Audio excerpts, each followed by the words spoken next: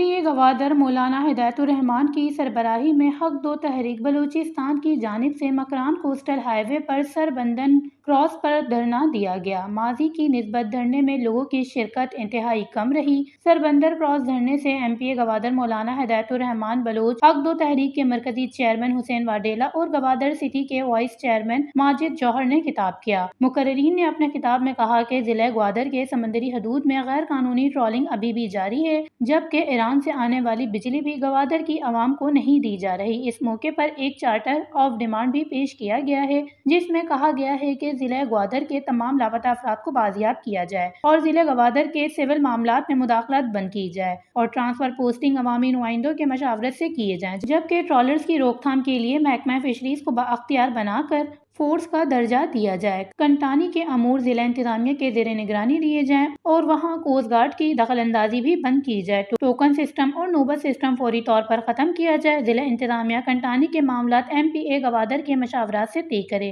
اور Makran coastal high وے پر غیر ضروری چیک پوسٹ ختم کی جائے اور کوسٹل ہائی وے پر بھتہ خوری بھی بند کی جائے۔ دھرنا کے آخر میں ایم پی اے مولانا ہدایت الرحمان نے کہا کہ اپنے مطالبات کے لیے اور ماڑا اور پسنی 0 پوائنٹ پر بھی دھرنا دیا جائے گا۔ وش نیوز گوادر بلوچستان۔